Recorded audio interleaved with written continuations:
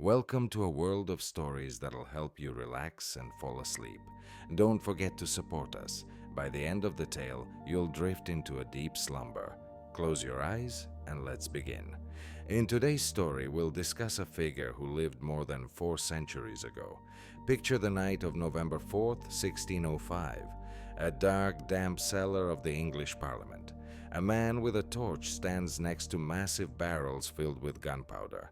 One step from him and he'll forever etch his name into history by committing one of the loudest crimes of the time. Who is this man? What led him to this step? Why is his name still well known?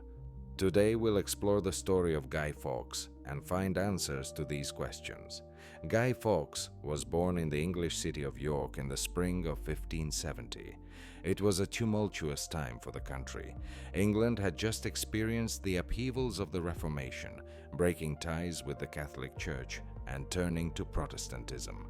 King Henry's conflict with the Pope marked the beginning of this revolution. Henry sought to divorce Catherine of Aragon, who couldn't give him an heir. The Pope denied the divorce, prompting the king to sever all ties with Rome, declaring himself the head of a new Anglican church. This break definitively divided England from the Catholic world. After Henry's death, power passed to his children, first to Edward, then to Mary, known as Bloody Mary, who attempted to restore Catholicism. However, her reign was short-lived. Elizabeth ascended the throne, solidifying Protestantism as the state religion. Catholicism faced strict prohibitions, and openly practicing the faith resulted in fines, imprisonment, or even executions.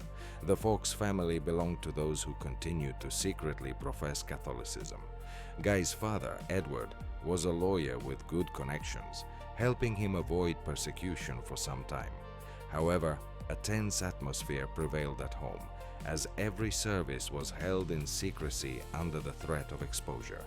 When Guy turned 8, his father suddenly passed away. This event greatly impacted the family, leaving them vulnerable to potential repression. Guy's mother, Edith, soon remarried a Catholic named Dionysius Bainbridge. He was a devout Catholic who not only maintained the family's religious traditions, but also intensified them. The Fawkes and Bainbridge families became even more closed and cautious, influencing young Guy's upbringing. His childhood was filled with conspiracy and secrecy. Everything he learned about his faith came in whispers during late-night gatherings at the homes of like-minded individuals.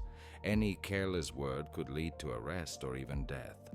Such an environment shaped a unique character in Guy. He learned caution and discipline early on and developed distrust towards authorities, believing that the Protestant government was an enemy to his family and faith. Over time, this distrust evolved into open resistance.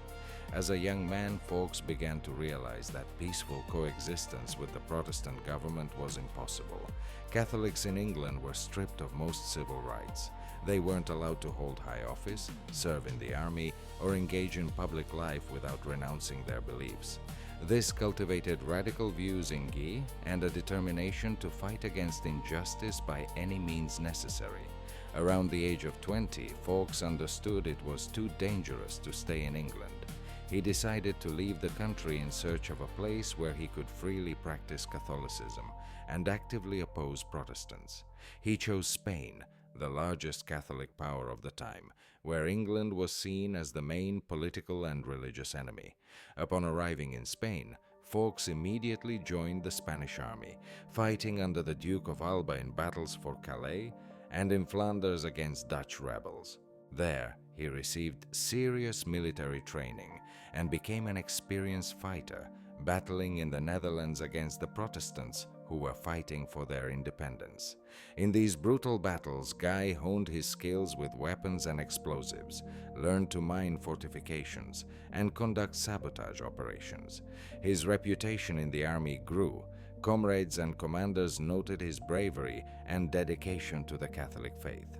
After spending about 10 years at war, Fawkes became a seasoned soldier with extensive skills, which later proved valuable for those preparing armed resistance against the Protestant regime in England.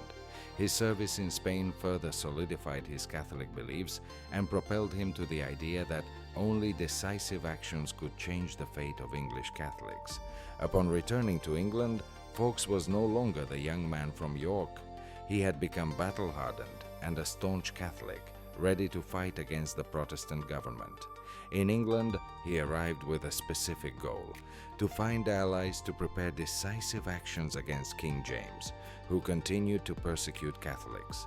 After Elizabeth's death in the early 17th century, England remained a country with a firm Protestant monarchy. Decades had passed since the Reformation split society into two camps, making Catholics a persecuted minority. Openly practicing Catholicism grew increasingly dangerous as authorities tightened control over religious life. Catholics were not only forbidden from attending services openly, but also from holding high offices, serving in the army, and even raising children in the Catholic faith. Fines for refusing to attend Anglican services drove many Catholic families to poverty. Furthermore, Catholic priests were declared outlaws, and those who secretly came to conduct services risked their lives as they were captured and executed for it. The situation began to change in 1603 after the death of Queen Elizabeth. At this moment, English Catholics pinned their hopes on the new monarch, James, the son of Mary Stuart, known for her Catholic faith. However, the anticipated tolerance and possibility of easing harsh restrictions turned out to be an illusion. From the moment he ascended the throne, James I quickly demonstrated that he had no intention of altering the country's religious policy. On the contrary, he reaffirmed his allegiance to Protestantism and continued to persecute Catholics with the same ferocity as before. This was a severe blow to the Catholic community, which, instead of the expected relief, faced even harsher measures. In the early years of his reign, the king issued numerous decrees deepening the restrictions on Catholics' rights and introduced strict control over their activities. In particular, fines for missing Protestant services increased. Strict rules were established that forbade Catholics from traveling the country without the authorities' permission, and all Catholic priests were ordered to leave England immediately under threat of death. Punishments for violating these decrees were extremely harsh, and thousands of Catholics were arrested. Many spent long years in prisons, and some even received death sentences for refusing to renounce their faith. One of the most famous cases of brutal persecution involved a Catholic priest named John Gerard, a Jesuit who operated secretly in England. He was arrested in 1594 and imprisoned in the Tower of London, one of the most notorious prisons of that time.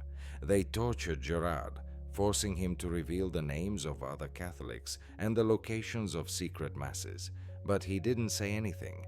In the end, he made an incredible escape from the tower, lowering himself from a window with the help of a loyal servant.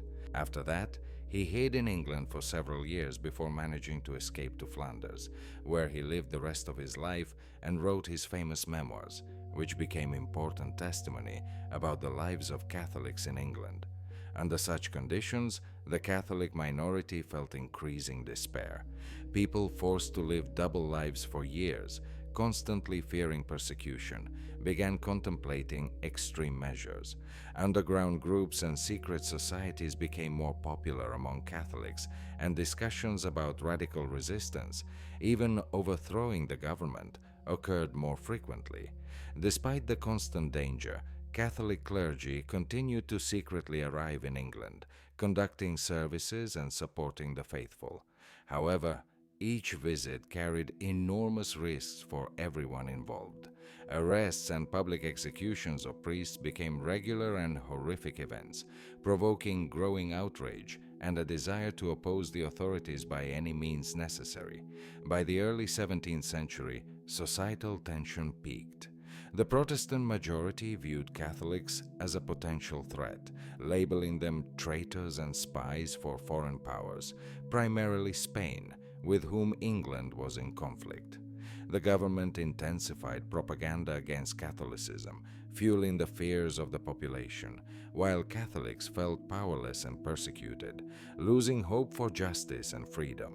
This atmosphere of complete distrust and mutual hostility pushed the most radical Catholics to conclude that the situation could only change through force.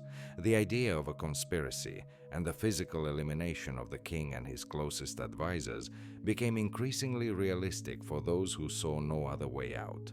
The accumulated despair, hopelessness, and anger eventually erupted into decisive actions, which became known as the Gunpowder Plot. While Guy Fawkes became the most famous name, the main organizer and inspirer was Robert Catesby. He had a vibrant personality, a strong will, and incredible charisma. Catesby came from a noble English family that had also suffered from religious persecution and dedicated his life to fighting for the Catholic faith. His uncompromising stance and belief that only radical actions could change the situation attracted like-minded individuals willing to follow him to the end. It was Catesby's personality and his ability to persuade others of the need for decisive actions that formed a group of conspirators around him. These individuals were deeply convinced that peaceful means could not change the situation in England, and only a strike at the heart of Protestant authority would provide a chance for Catholicism's return and justice restoration. The idea of attacking Parliament was no accident. Parliament didn't merely perform legislative functions, it embodied the entire Protestant authority of the country. Moreover, during the ceremonial opening of parliamentary sessions, all the most important representatives of English society gathered: the King himself, the Queen, members of the royal family, the House of Lords, bishops of the Anglican Church, and the upper nobility. Thus, blowing up Parliament could destroy nearly the entire political elite of the country in one powerful blow. Such an attack, according to the conspirators' plan, would throw England into chaos and confusion, allowing Catholics the chance to change the order in the country to their advantage. When Robert Catesby and his closest supporters made their final decision on actions, they faced the question of who would handle the practical aspects of the conspiracy, namely the explosion preparation. They needed someone decisive and devoted to the cause, with real experience in weapons and explosives. That's when the name Guy Fawkes emerged among the conspirators. Fawkes was ideally suited for such a large-scale and risky plan. Firstly, he had serious military experience from serving in the Spanish army. Secondly, his reputation was impeccable. Among the conspirators, he was considered reliable, cool-headed, and resolute. His involvement in the conspiracy could ensure the plan's reliable execution.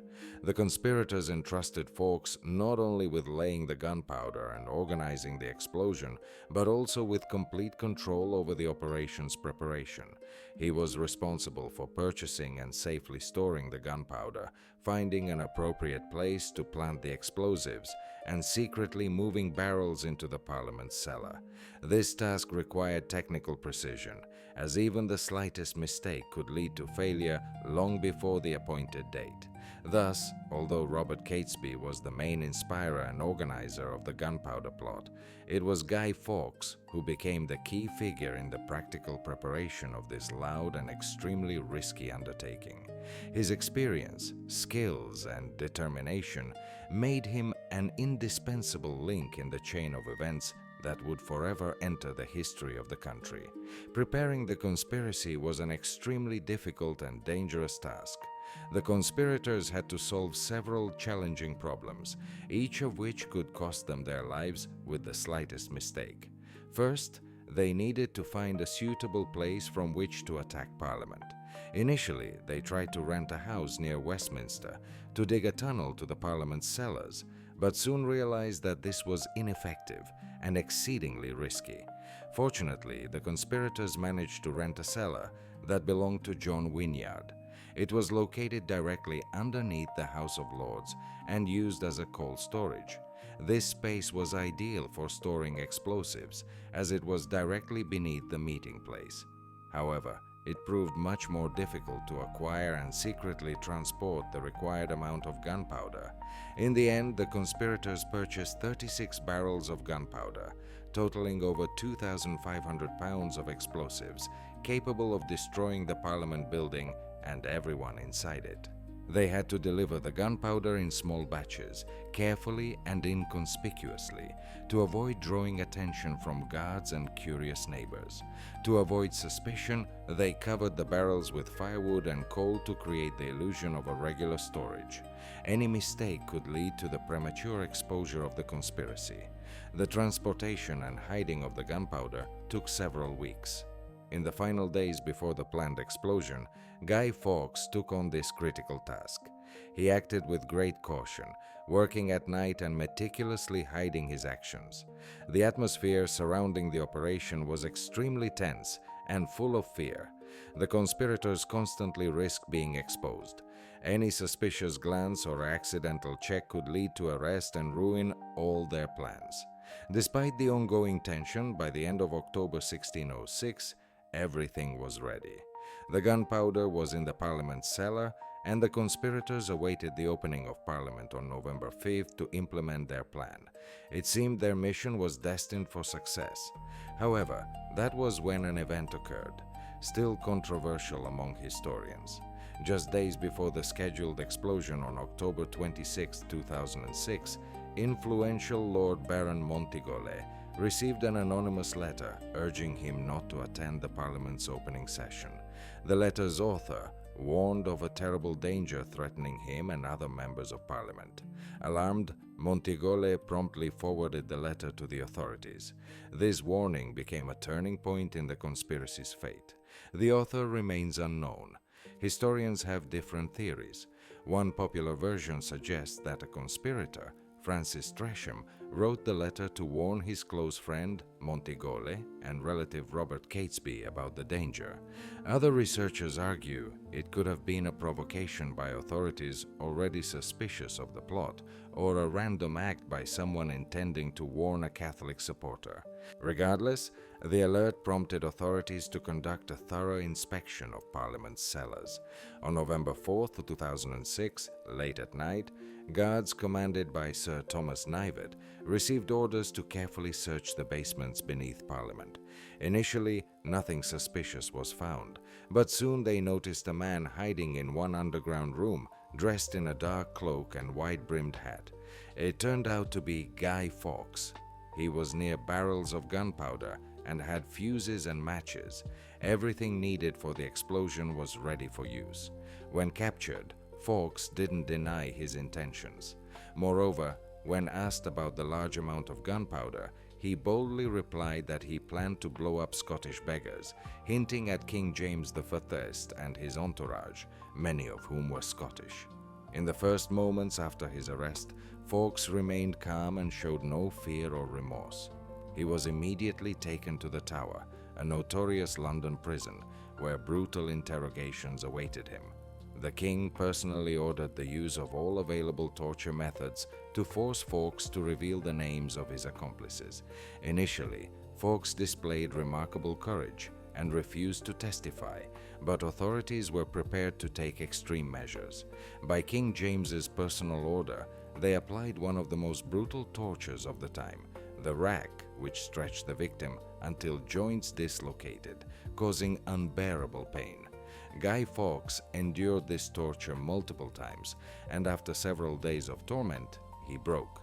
His confession, signed by him, remains in the archives, and the changed handwriting reveals the severity of the torture he endured. Ultimately, Fawkes revealed the names of other conspirators, allowing authorities to swiftly detain nearly all plot participants. The trial of the conspirators took place in Westminster Hall, a vast chamber traditionally used for significant state matters. Alongside Fawkes in the dock were Thomas Winter, Thomas Percy, Everard Digby, and other conspirators. Robert Catesby was killed during his arrest, but his name was also mentioned in the indictment. He was formally tried posthumously. The trial in January 2006 became a public and large-scale event. It was a carefully staged political spectacle aimed at reinforcing King James's power and demonstrating a commitment to combat any attempts to undermine authority. The charges were articulated extremely harshly: treason, attempted murder of the king and his family, and intent to destroy the English Parliament and Church. The verdict was predetermined.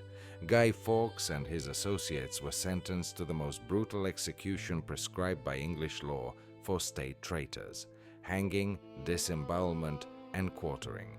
This execution served as a terrifying spectacle, specifically designed to showcase the power and inevitability of punishment. On January 31, 2006, a massive crowd gathered in the square before Westminster. People viewed the execution as a triumph of justice. However, for many, the day left horror and disgust due to the gruesome sight. Fawkes and his associates were hanged in turn, but not to death, followed by disembowelment and quartering. According to customs of that time, the executed body was cut into 4 parts, displayed in various parts of the city as a warning to others. When it was Guy Fawkes' turn, he summoned his last strength and at the last moment jumped from the gallows, breaking his neck and thus avoiding further torturous execution procedures. This horrific execution, becoming a vivid and brutal example for all, concluded a drama that shook all of England and forever changed its history.